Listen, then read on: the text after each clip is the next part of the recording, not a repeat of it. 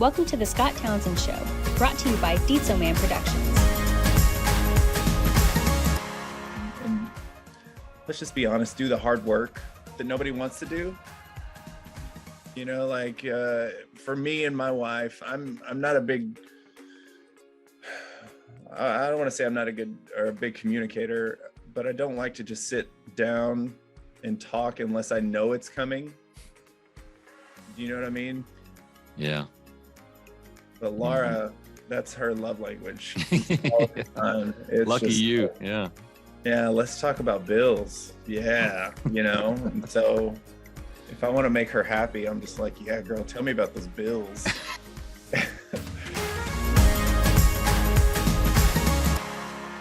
Hey, this is Scott Townsend. Welcome back to the Scott Townsend Show. And today I have with me Matt Clark. He needs no introduction. He's been on quite a while for many times so far. Youth pastor of City Church. Has his own little side gig he's got going on. Good friend, leader, mentor, all around great guy, Matt Clark. Matt, what's going on, man? Mentor. I've never been called that before. Well, there you go. I'm honored. Mm-hmm. So what's going on, man? Since last time we spoke, which was Just a week ago. getting ready for Easter, the church. It's your big day, isn't it? It's the Super Bowl of Sundays. Mm. The church's Super Bowl. So what's it like when you're working in the church environment, getting ready for Easter or Christmas? I mean, let's talk about Easter. Well, I'll say this: the older I've gotten, it's gotten a lot easier because I understand how to lead better. Delegate and build teams, so I don't have to do all the work myself. Right. I wish That's I would have cool. known that 8 years ago, but I'm here now, so I guess better late than never. Right. I remember when I was events coordinator and I was doing everything myself, and one of the older guys came up to me and he goes, you know, there's a lot of people here that could help if you just ask them to help. I was like, yeah, you're right. I know that. You're right. I think what I tend to do is, well, if I don't like doing it, nobody likes doing it. Mm-hmm. Which is wrong, because I'll give a shout out to Kelly Croucher. Kelly Croucher is one of the most organized people I've ever met in my life. And one of the things I don't like doing is I don't like communicating with mass groups of people. Like you're doing right now? Well, I'm saying like email and, you know, things like that, and organization. I don't like to like it just, I don't know, it freaks me out for some reason. But Kelly loves it. And so I've taken one of my weaknesses and given it to her, and she is just master. Like, she's just a master. Wow. Why is she so good? What is it about her that's so good? What does she do? Well, just like I said, the things that I hate, she loves. So when I'm like, I need to get this communication out to multiple people, to me, it's just like, oh, what if I say it wrong? What if I do it wrong? What if everybody doesn't get it? What if they start asking a million questions? And then this consumes my whole day. She thrives on it. She loves putting the communication out. She loves the follow-up questions. She just loves it. She loves all the nitty-gritty details. I like to think that I'm more of a, here's the idea. I like to create like that. But when it comes to logistics, I'm just like, if I have to go through all those logistics, I don't want to be creative. So you people around you who can help with those things, it makes life a lot easier. I'm messing with my Twitch camera here, and I'm trying to flip it around, so I just realized it's just looking at me. It's not looking at. Oh, here we go. Oh, okay. There. So I wonder if I can just. Yeah, if I could just set it like that and just leave it there. Okay, I'm really going to figure this thing out. But anyway, maybe.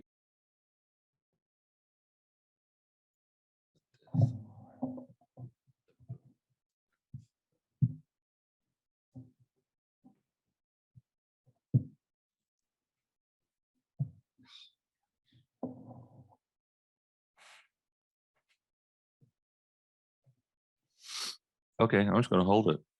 So there you go. So today, this last week, the M5, I've got this mini series going for those of you listening, and once a week, I get with Matt, and Matt does a deep dive into some of the things that he's discussed in his men's meeting on Monday morning. We call it the M5, Matt's Monday morning men's meeting. And so we're in the middle of this book called Crazy Love by Francis Chan. And it's chapter 7. This is this week's chapter 7. What your best life ... later. So what we met Monday. Anything come out of the discussion on Monday about this chapter? What is this chapter about anyway? Your best life later. I'm not quite sure I understand why he named it that. I think it's just the importance of not focusing on almost kind of letting tomorrow worry about itself, like the Bible says. Mm-hmm. Because we get so consumed with the day-to-day. And one of the things is too, it's just like we don't invest enough time into the future. We're so caught up in the moment. And you hear a lot of people say like, well, just live in the moment. Well, you're not going to be really successful if you live in the moment. I don't think. I mean, and it's hard for me to do that because I'm in the moment person. I'm what is it called when you put things off? Procrastinate. Yeah, I'm a master at procrastination. I like the pressure of it. Mm-hmm. I feel like I need chaos to think clearly. That sounds crazy to some people. No, I get it. I'm kind of the same way. Yeah. It's just like if a tornado hit right now and everything was chaos, like right afterwards, I feel like that would be my wheelhouse. Mm-hmm. Because you can't plan for it. It just happens and then you have to deal with it. Mm-hmm. And so yeah, I always said I'd be a good everything very well.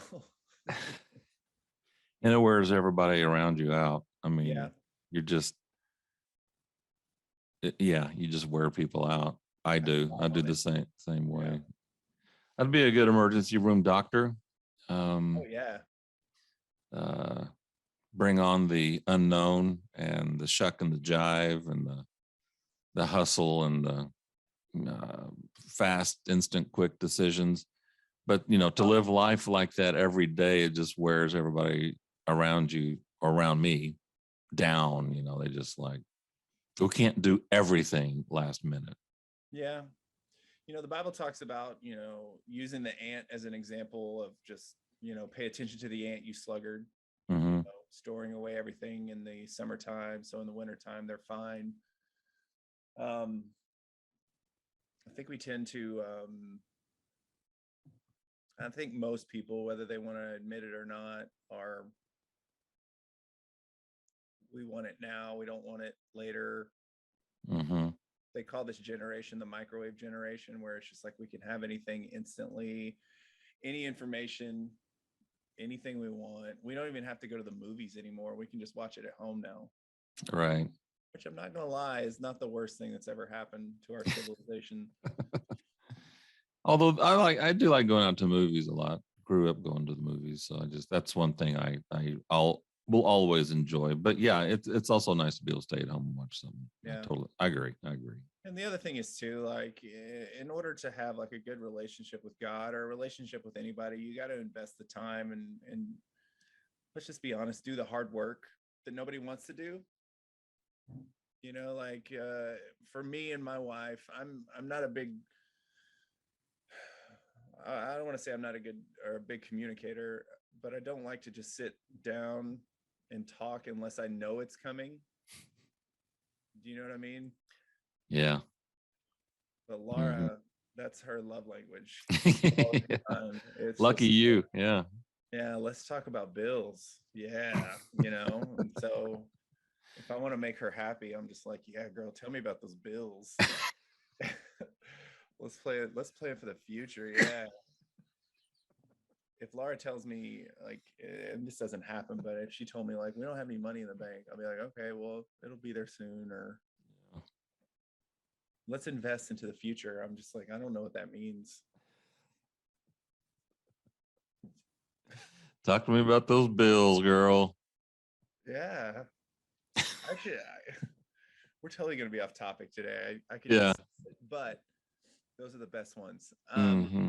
I really think I should just pursue stand-up comedy, because what is it? Comedians just view ordinary things as just Way differently than everybody else. differently. You know, communication between you and your wife, that takes time to figure out. Yeah. You know, and nobody masters it in the beginning. Mm-hmm.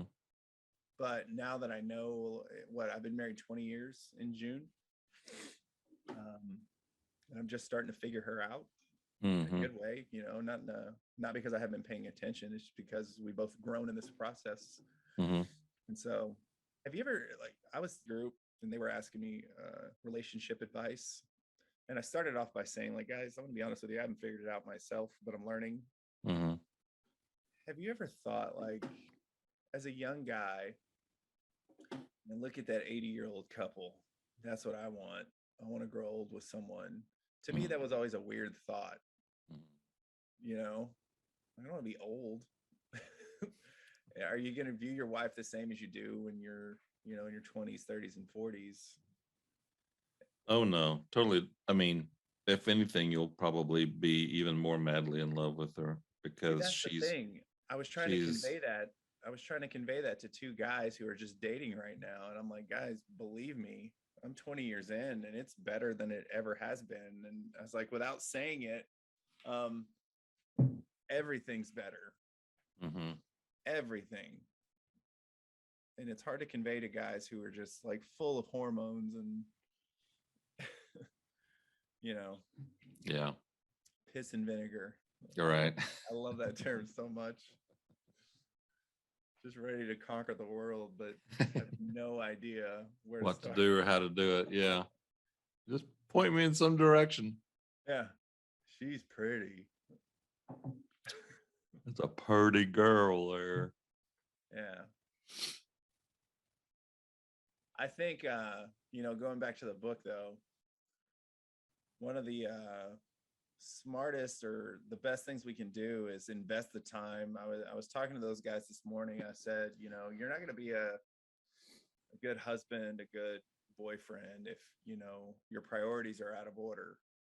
And so I was talking about like how the world views the church and people in it, if they believe or they don't, it can kind of look weird to an outsider. And what I meant by that is when you have your priorities in line, it should be like God.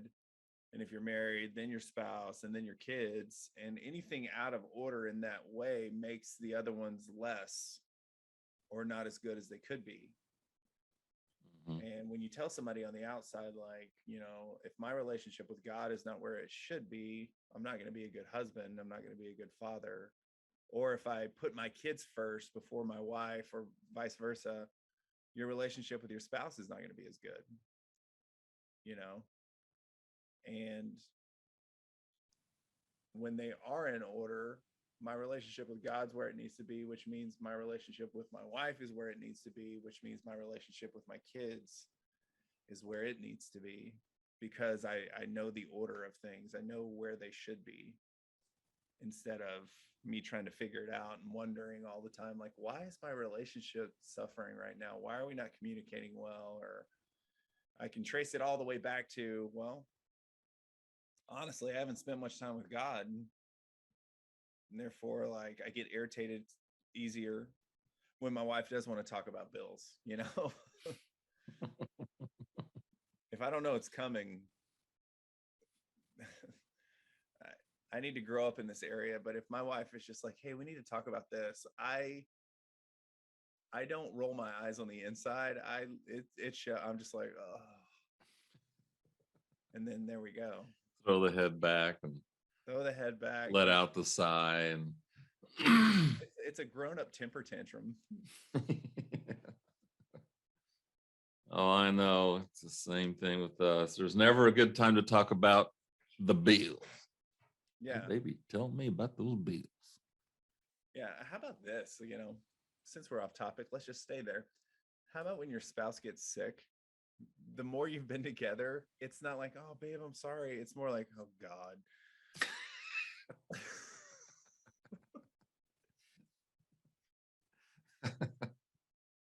It's because Oh, your first man. thought is like, how does this affect me?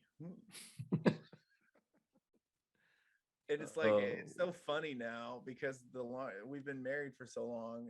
It's not even, it's more funny than it is irritating. It's just like, you can laugh at it. You can laugh Right. at it like, oh, I'm being selfish right now. Celeste was sick last week. I was sick right after her. I got sick. And I think I'm a better caregiver now than I was when we first got married. I mean, I hate it when she doesn't feel good because it just wrecks everything. Yeah. It just the routine, what she does, what I do, everything's out of whack, and she's not feeling good, and that makes me feel bad. And so I just do everything I can to get her back up on her feet so she can get those dishes done because I just really Wow. I'm just kidding. You said it, not me. I know, I'm kidding. So yeah, don't send me any emails. But anyway, Are you live on Twitch right now? I turned it off. I can't hold it and talk and all that. I'm not even sure I did it right. We'll keep trying. But no, I'm totally kidding. It's an honor to serve your wife, especially when they're not feeling well, because they're not feeling well, and I feel sorry for her, and I want her to get better, and so whatever I can do, whatever mountain I need to move to make that happen, that's going to happen. So, I remember having the thought, like, if Laura's sick or she has a really bad headache, it's almost like I wish I could just take it on so she could be fine. Mm-hmm. So she'll be nice to me, Look what I did for you. Yeah, really. Dad, when you're sick or they're sick and they get better and then you get sick, it just repeats itself. It's like its own weird Groundhog Day. So when you come home from work, the last thing I want to do is talk about anything really. I need about a 15-minute buffer zone of just nothing. Just as soon as I walk in the door, she'll be ready for me with stuff, and I'll go. Just let me decompress for about 15 minutes. That's nothing, and that's nothing to. There's nothing wrong with that, especially if you let her know ahead of time. Say, hey, look, when I come home from work, that's the worst time to catch me on anything. So if you can give me 15 minutes to just kind of transist into home life, then bring it on. And so yeah, that's what we usually do.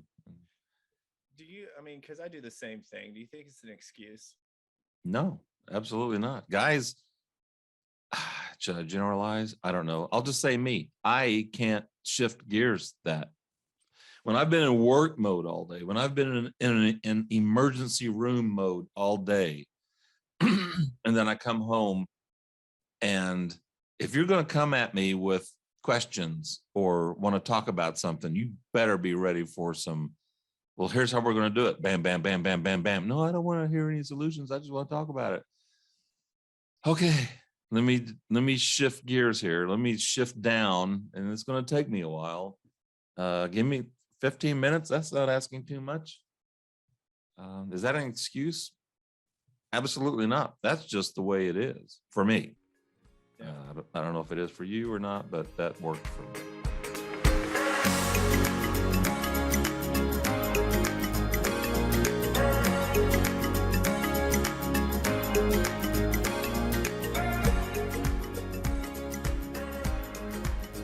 I had to ebb and flow with it. There's times I come home and I do feel that way, and there's times I come home and I'm just like, my day's been good, and I don't know. I think we're too emotional, Scott. Fours. So what Matt's talking about is the Enneagram, and there's 8 different Enneagram of 9 different personalities. I'm a 4, which is don't tell me, no, it's not a performer. It's a, what is it? 4 is a romantic. A romantic, yeah. Which I think is the dumbest description. Yeah. It's such a, what was that guy's name on the Sopranos? Tony Soprano? No, one of his cohorts, one of his henchmen. Just call me Wuss. Yeah, just a big. It's so mamby-pamby sounding. I hate even saying it. But anyway, so number 4, that's me. I think, Matt, that's what I think that's what you did too. So funny story with that. We took the Enneagram here at the office, and like the official one where you get the results and the packet back with your name on it. Oh yeah. Wow. And the company who did it accidentally switched up some of the names. And so I got mine knowing like this is okay. I was a 4. And the thing about 4s on the Enneagram is they want to be different than everybody else. And so somebody else, I won't say who, in the office got a 4 as well. And their response was, "Oh, I'm a 4." And I just happened to be in the room. And my thought when they said it was, I thought I was the only 4, So they were super depressed that they were this thing that I coveted. Yeah. That's funny. Yeah. Did they ever find out who they were really? What they were really? Yeah, they did. I can't remember. I honestly, I don't go past 5 or 8. So if you tell me you're like a 7 or 9, I'm like, I don't even know what that means. Yeah. I know what Laura is. I know what I am. I know what my boss is. What's Laura? She's a 1. So here's the dynamic there. It's just like, I will bend rules all day long. I want to be different. I don't care what people think about me. I know you don't either. But Laura's a 1. She wants to follow every rule. You don't break the rules ever. She wants people to like her. So it's completely opposite of mine. But I mean, through that process, we've grown and we understand each other a lot better. So when I tell her, I don't want to fit in with this group and I don't want to do it this way, basically trying to reinvent the wheel and everything, it kind of frustrates her. But now that she knows that, and I mean, I appreciate her being the way she is, even though in the beginning it was just like, oh my God, just break a rule. Like, it's okay. Nobody cares. So like we work out together and, you're supposed to track your results and stuff. Mm-hmm. I work out. My thought is I did the workout. I don't have to write anything down. I don't care. She spends like 5-10 minutes like working on it and crafting it and making sure that all of her results in, and then she compares it to the other people at the gym and to see how she did and if she beat a certain person or not. And I'm just like, I did the work. I don't care if anybody beat me. The work is done. I can't compare. So it's so funny. Yeah. So you say you think it's helped your relationship knowing what each other's Enneagram is? 100% it has, because when she's thinking a certain way that I don't understand, I can just go back to, okay, well, this is the way her mind works. And ones have this inner critic that's constantly telling them, that something's wrong with themselves. And I can't imagine that. I'm us 4s are dreamers, I guess you could say. Mm-hmm. So nothing's right. Nothing's the way we think it should be. Everything could be better. That is so, and that's both a blessing and a curse. 100%. Because everything you do, it's super easy for me to like go into a store and start spotting things that could be better or improve, and it's just like, stop it, stop the madness. This is not my circus. This is not my monkeys. I don't need to be telling the store manager, hey, if you put those green beans down at eye level, you'll sell more green beans. No, it's just walk away, get your milk and eggs and get out of the store. Everything is a, let me see how I can make this better. Come up with ideas, blah, blah, blah, blah, which is great. When you work for a super successful company and you come in there and they have proven strategies that work and you're like, oh, we could do it better. Yeah. Who are you? Yeah. 10 minutes. I know everything. But I do like the outside the box thinking though. Yeah, I do too.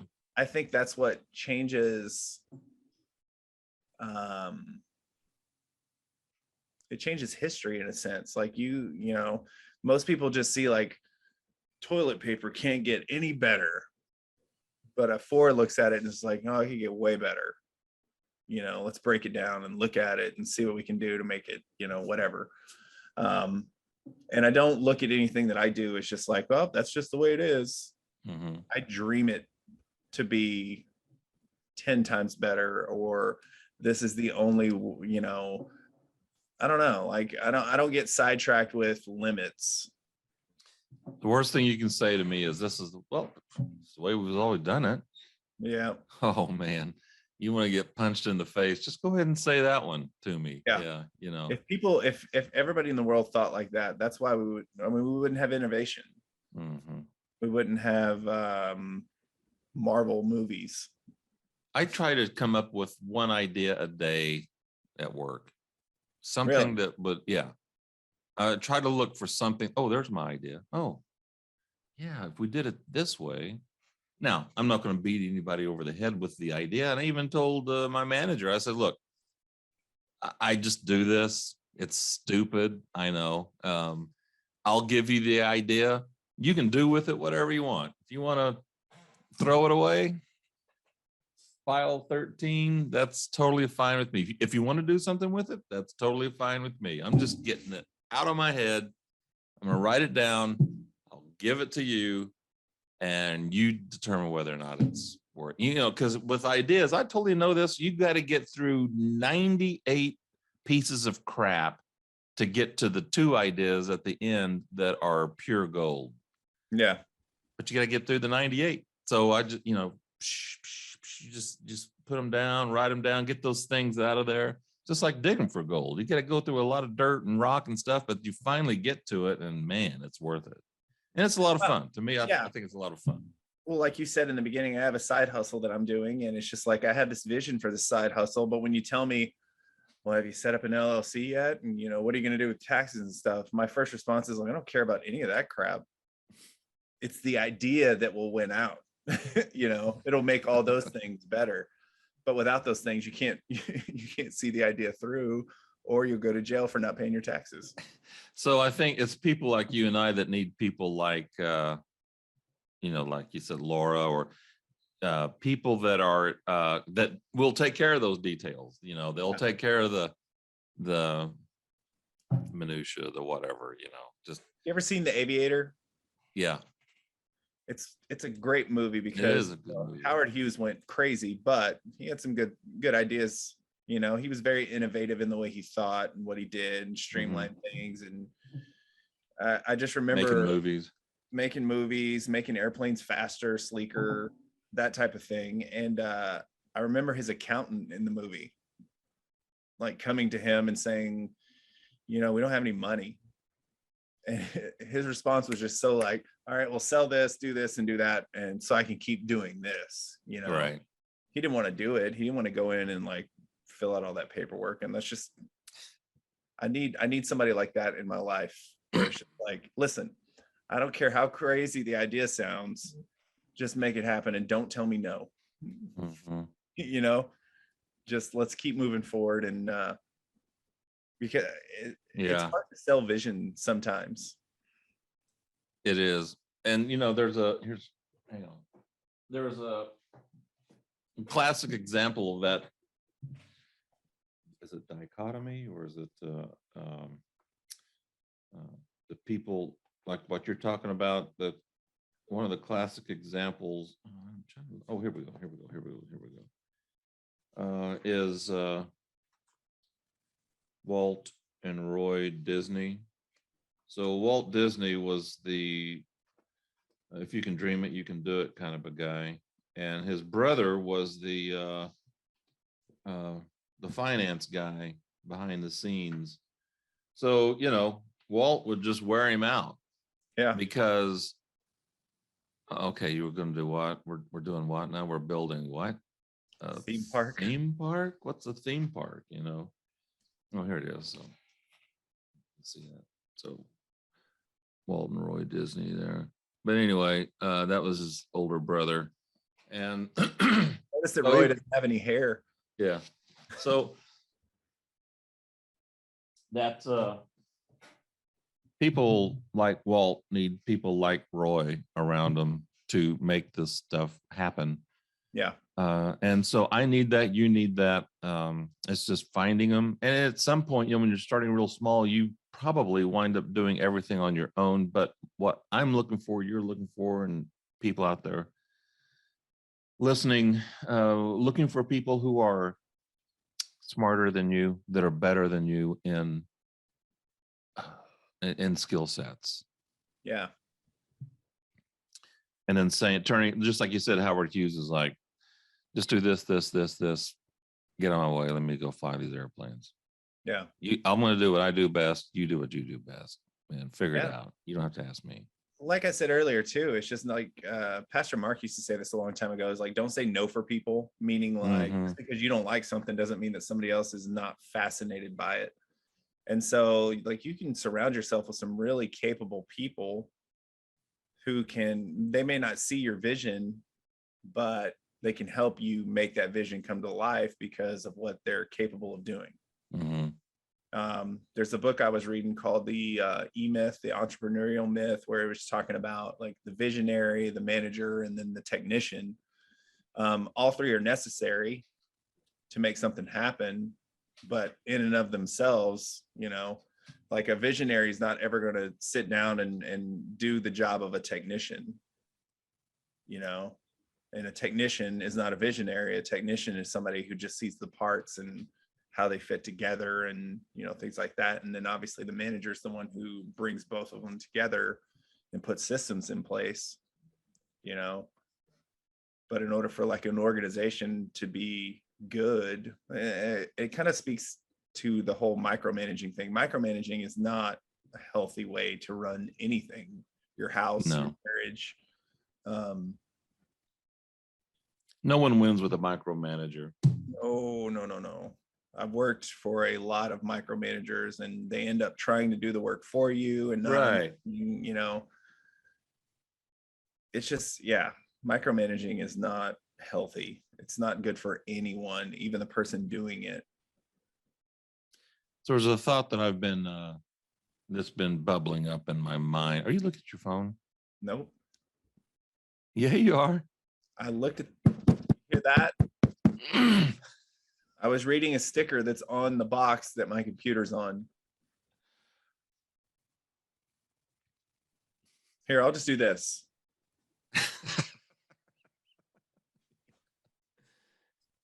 Tell me I'm looking at my phone now, would you? No. If you find yourself being the smartest guy in the room, you need to find a different room.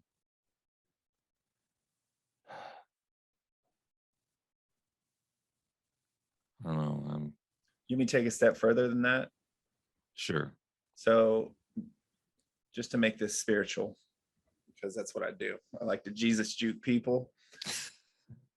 There was a pastor talking about, when Jesus washed the disciples' feet, it was more than just him being a servant. It was him realizing in the moment that he had the most influence in the room. And as an example of knowing that he had the most influence, knowing that he had the most impact out of everybody in the room, everybody's looking at him like for answers, what to do, how to live life, and all these things. He humbly got down on his hands and feet and started washing disciples' feet, saying I'm the most important person in the room, and this is what I'm going to do. And this is what I want you to do. When you're the most important person in the room, you serve other people. And it was a very powerful moment of, you know, the lead person just humbling themselves. And kind of to your point is, if you're the most smart person, if you're the smartest, I'm obviously not the most smart person in this room because I didn't even say that right.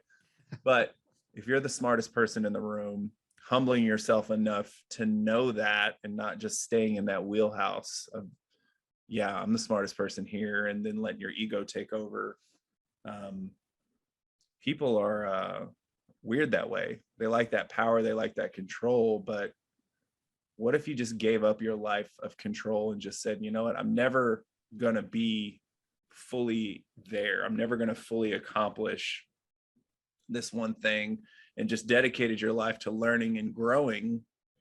How much different would your life be? Does that make sense? Yeah. It's a weird statement. In my head, it makes perfect sense. It's just like, I never Giving this up idea control. that we're ever going to be. Do I want to give up control? I mean, do I want to give up control? Well, you know, there's a, you know, you can try to control everything, which you can't. There are only some things that you can control, which is pretty much yourself, and that's it. But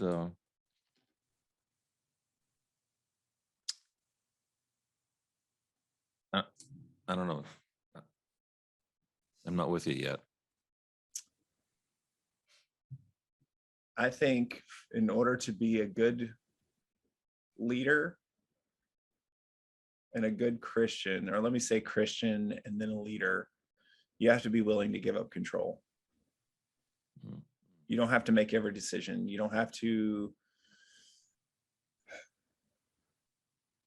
be the leader at all times. You don't have to be in control at all times. So like, for instance, if I'm a leader who has to micromanage things, then I'm controlling that thing.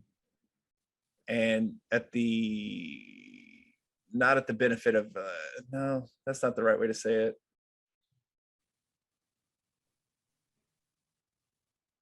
As a follower of Christ, if I give up control, that means that I give control to God and he guides me where he needs to guide me, right? So therefore I have to take in Jeremiah 29:11 for, like, I know the plans I have for you, says the Lord, you know, plans to prosper you and so on. If I'm controlling things, I never get to that point. Does that make sense? I'm never going to get to the point. I'm never going to get to the point of God's best for me if I'm trying to control my life. Right. If I'm trying to control my marriage, I'm never going to experience the best marriage. If I'm trying to control my kids, I'm going to eventually lose my kids. Control's not a really great word, is it? The only time you want to use control is if it applies to yourself. Right. Control yourself, you know, control your emotions, control discipline, exercise discipline, bring things under control. Controlling. People who manipulate other people are controlling. And that's, yeah. There's so many avenues we can go down right now.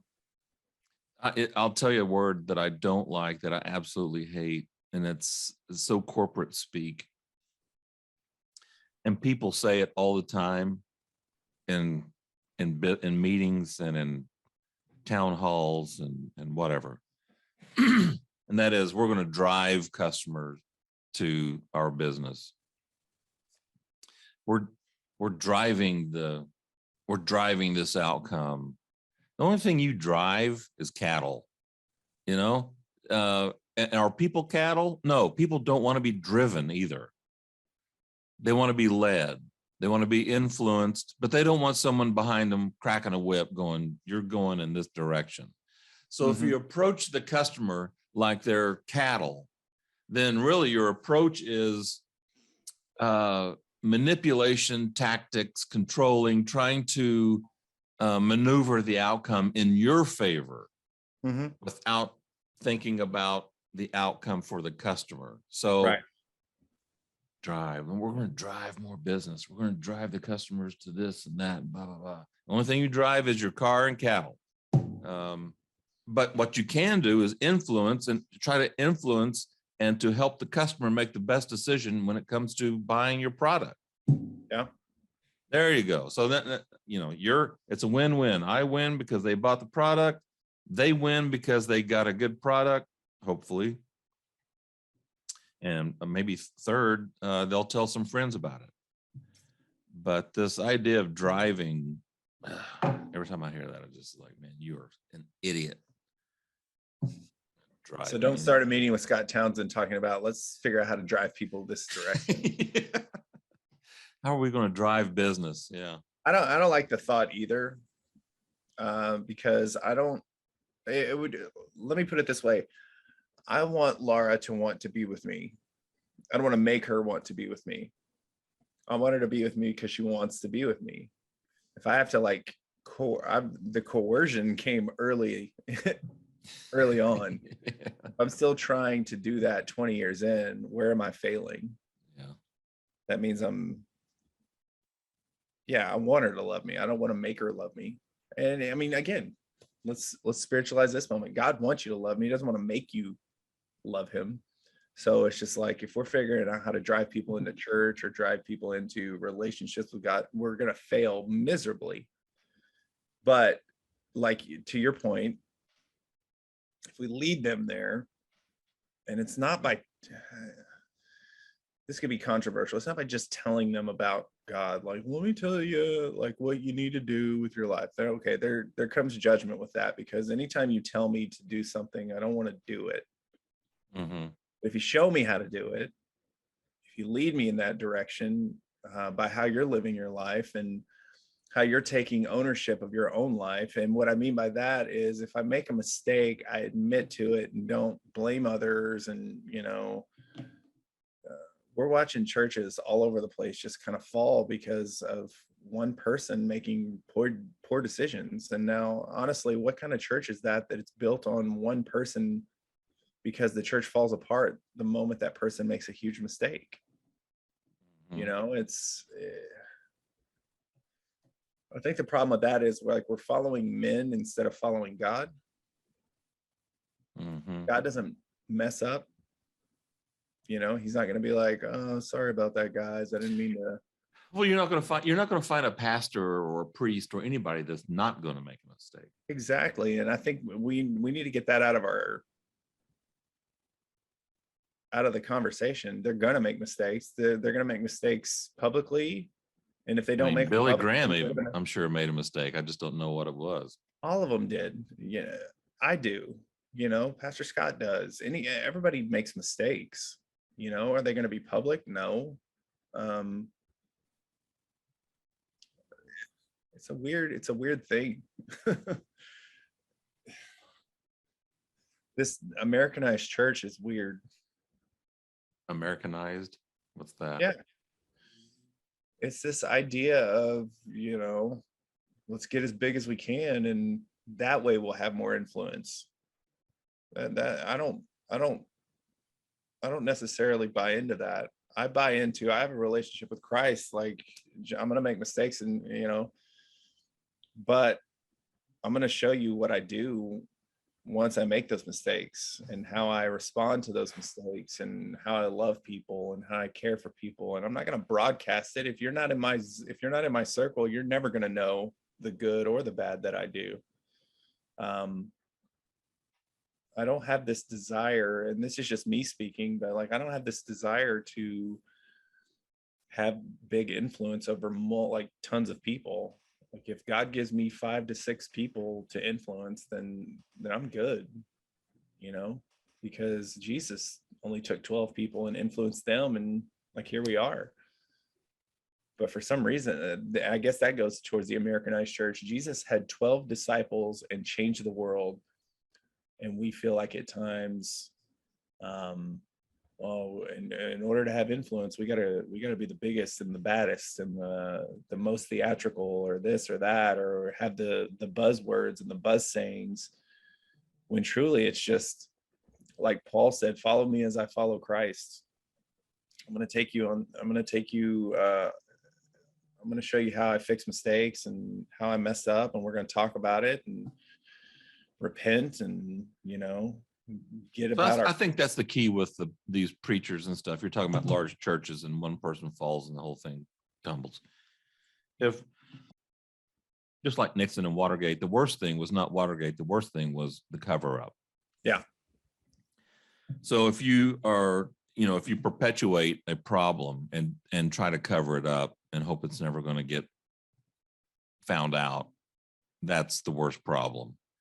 Rather than just stepping forward and going, you know what, here, let's just cut it right now. I did this, and I've seen this happen before, and it worked out really well for this individual. It was hard for them, and they had to eat a lot of crow, so to speak, or whatever. But I think if these guys would focus less on the cover up and what's this going to make, what are people going to think about me? Well, who cares? I guess what you really need to be thinking about is what God's going to think about you. So just go ahead and confess. Just so you know what, we really screwed up on this thing, and we're going to fix it. I own it, and we're going to fix it. And let's keep on moving. What a great way to lead people too. I think I said it in our group before, and I've said it on here before. If our group that meets Monday morning, if I made a mistake as the leader of the group, should the group disband because I made a mistake?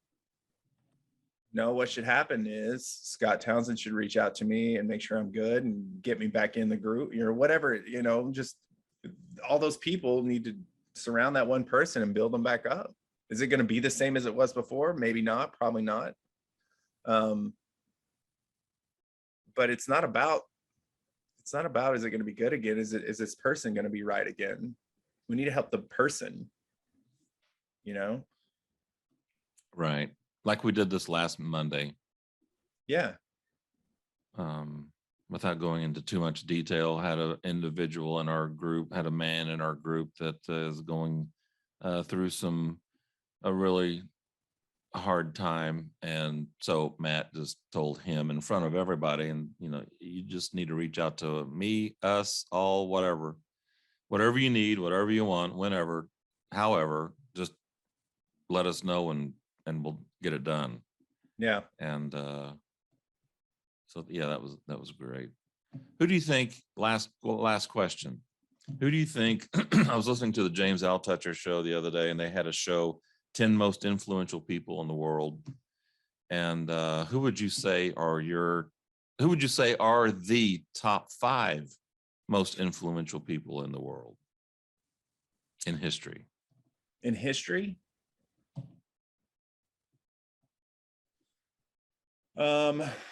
Obviously Jesus, because of what he did,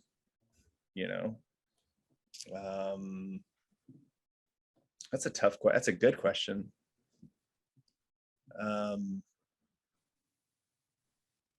Most influential people. Wow. I'm gonna have to think on that one a little. I don't want to just throw out random answers. You know what? I believe people who are becoming more influential, and this is going to sound like a dumb answer, is comedians. And I can explain that. Comedians are some of them are being targeted for past behaviors or past things said, but they're saying things that people want to say but are afraid to say. You know what I mean? Mm-hmm. And I think the same should apply to the church. They're saying things that everybody else is already thinking. 100%. That are just too afraid to say. And you're getting me down a whole nother thought train right now, because it's not necessarily one person. I think Martin Luther, I would put number 2 on that list, because of the way he changed the way the church thought about, how you got to heaven. Very controversial in its time. And I need to study up on that more. So I'm not just saying that. And if somebody's like, well, explain what he did, I'd be like, well, it was cool,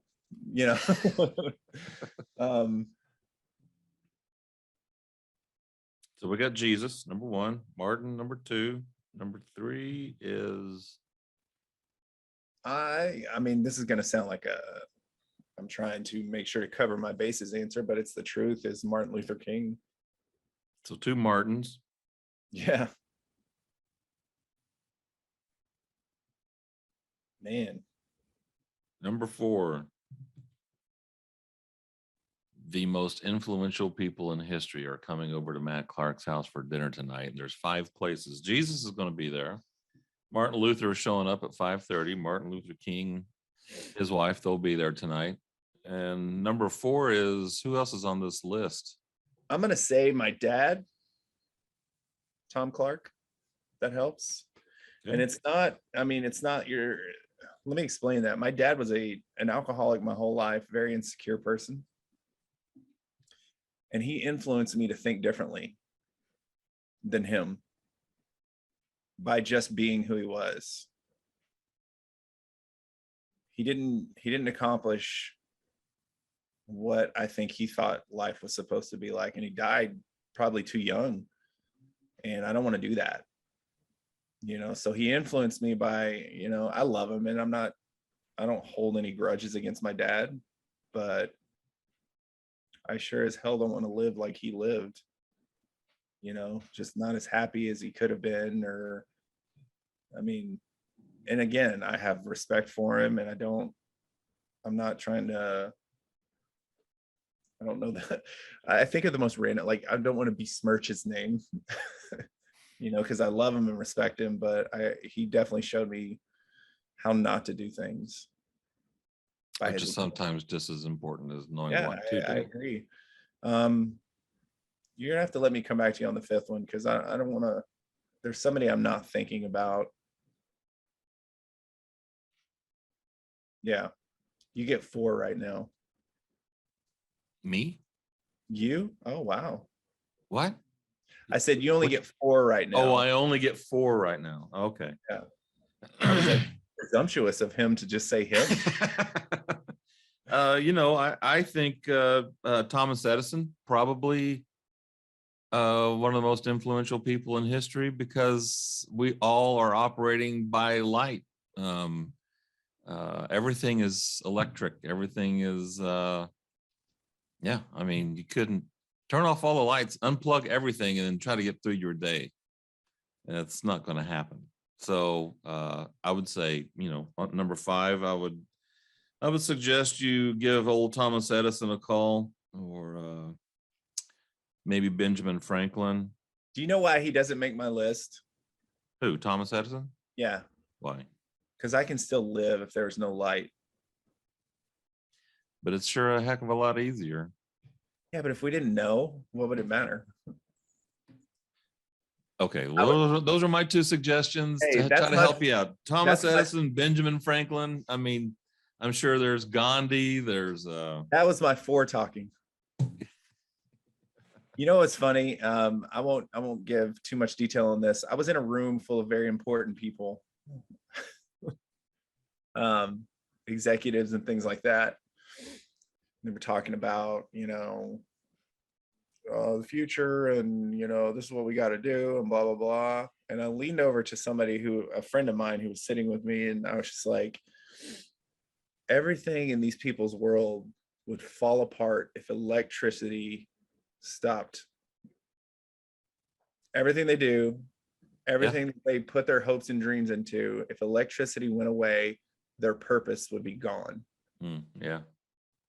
And I was like, I want those people who are, it's almost like survivalists. Oh, this is going to be, okay, I have my 5th one, very controversial. But I'll back it up. Joe Rogan. Joe Rogan. And here's why. Because he is willing to sit down with anyone and talk to them and have a conversation, whether he agrees with them or not. And here's why that intrigues me so much. Because as a follower of Christ, that should be my number 1 priority, is to just sit down with anybody and talk to them. No judgment, just tell me your views. Tell me why you think the way you think. I'm not going to try to like preach at you. I'm not going to, I even commented on one of his posts one time where he was talking about a guest that he didn't agree with, and he's never going to read it, but it was just like, man, you are more Christian than you realize. And I think at the basis of it all, like that's what every Christian should do. It's just like, I don't care if I agree with you or not. I'm willing to sit down and have a conversation with you if you're willing to do it. Because as we talked about before, relationship is the most important thing if you want to get your point across to somebody or you want to share something with them. And if you're not willing to sit down and have a conversation, then there's no resolve. I should be able to sit down with somebody who doesn't agree with me and have a conversation. And just like, why do you think that way? I want to know your heart behind it. And maybe don't post this. I don't know. I don't necessarily agree with everybody in the world and the way they view their life or why they think they are the way they are. But again, I should be willing to sit down and talk to them about it. Sure. Yeah. What a better way to convey love to someone. Mm-hmm. You know what I mean? Jesus, yeah, no judgment. Yeah, Jesus did it with the woman at the well. Tell me why? What's going on? He had a conversation with the woman caught in adultery. I mean, all these powerful moments, Jesus listened. I don't know. We've got to be willing to do that more than we're doing it now. It's just like we immediately just say, nope, they don't agree the way I believe, so they're out. And I found myself doing that early in my walk with Christ, is just, they don't agree with me, so why would I want to be around them? They're going to try to get me to believe the way they believe. I would love for somebody to know that I was a pastor, come to meet with me and walk away thinking like, man, he didn't preach at me one time, but the way he talked to me, man, I'm more interested now than I ever have been in Christ. And he didn't share one thing about the Bible with me.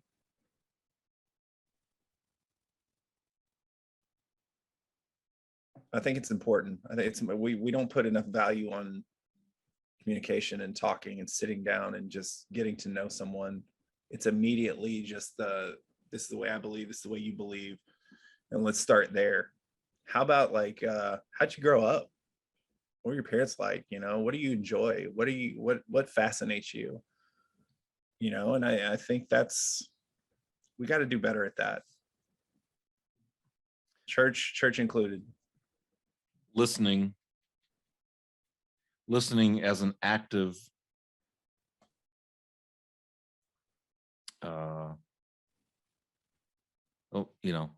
we always say this, we usually wait for the other one to shut up so that we can say what we want to say instead of listening to what the other person is saying.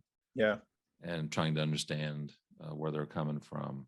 We're just waiting for them to be quiet so we can spew our balloon juice and balloon juice, air, just yeah. So to be listened to is one of the greatest gifts you can ever give someone. Yeah. It's something that I have to be aware of, because even at church, when I meet people for the first time, I'm so caught up in thinking about what am I going to say next that I don't even hear what they're saying. And just thinking about what I have to do, when one of the greatest things I could do is just look at them in the face and eyeball to eyeball and just be like, you're the only person in my world right now. So I was reading this article about Cook, Apple's guy. What's his name? Steve Jobs. No. Cook, the new CEO, the new Cook, whatever. It's Cook.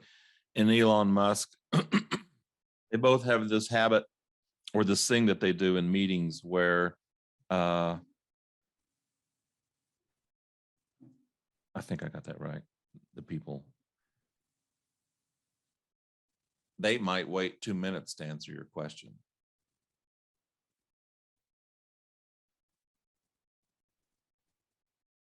So for example, if I was to set a timer right now, and this is the last thing we're going to do.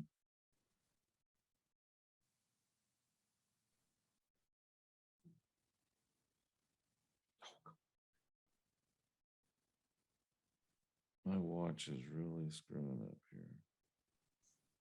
It's all the watch's fault. So ask me a question. You want me to ask you a question?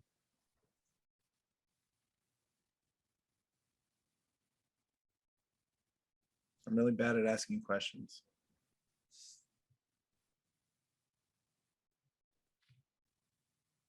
So we're going to find out how long 2 minutes really feels like.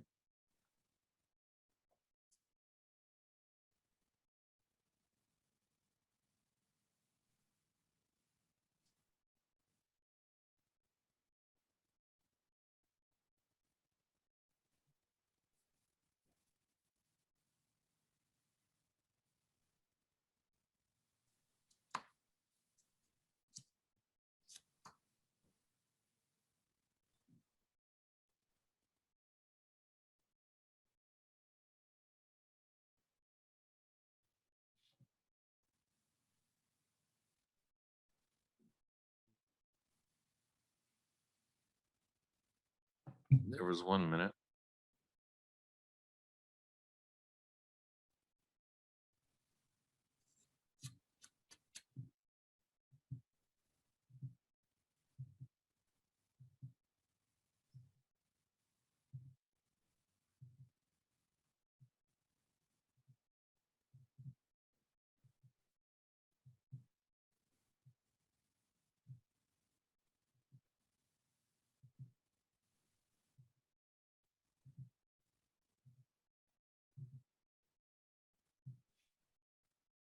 Well, if anybody's made it this far, they're probably going to quit listening because they probably thought we had stopped or.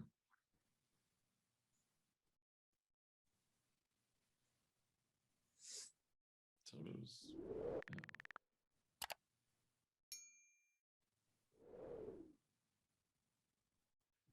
Can you imagine? That's 2 minutes. Can you imagine taking 2 minutes to answer somebody's question? And do you think that other person could stay quiet long enough to let you think about your answer? No. Well, 15 seconds of silence and you feel like you got to fill it with something. Yeah. And you just, and so can you imagine being in a meeting, this high level meeting, and someone asks a real technical question and they just sit back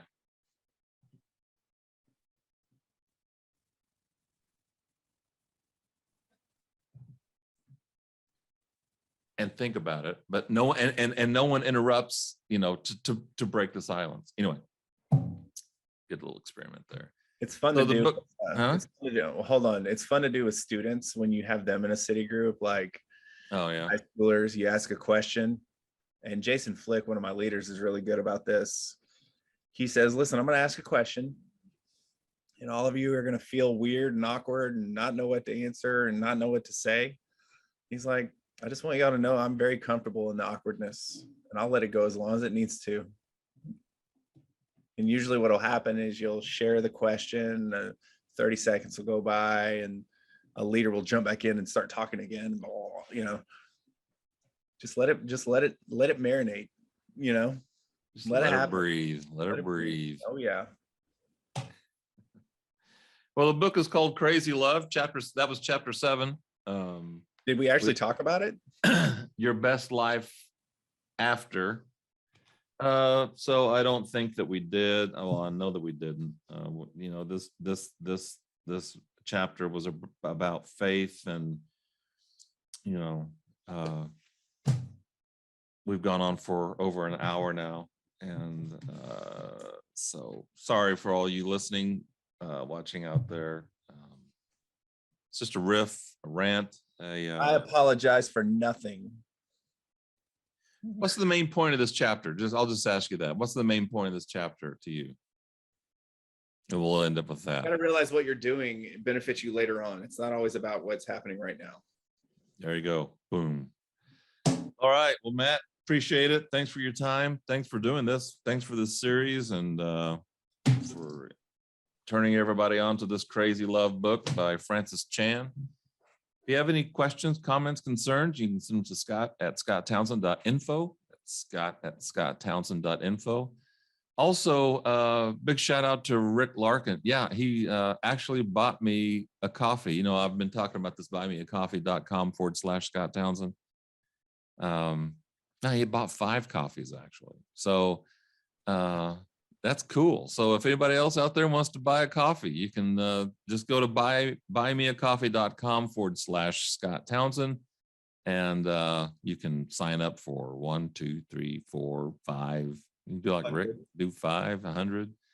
Or you can make it recurring month to month. Anyway, anything that you can do to help support this podcast, if you think it's worth it, if you like it, enjoy it, want to keep it going, feel free to take advantage of that.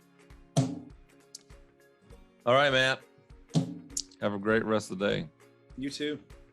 So for Matt Clark, this is Scott Townsend. Thanks for listening, watching to the Scott Townsend Show podcast. Have a great day.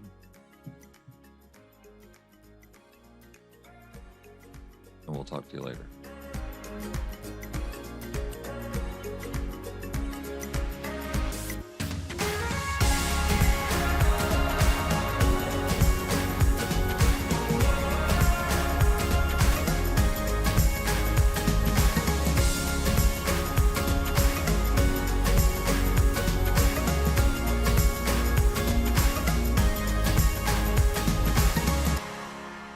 The Scott Townsend Show is a Deetso Man production. For more episodes, visit the Scott Townsend Show YouTube channel, listen on Apple Podcasts, or wherever you listen to your favorite shows.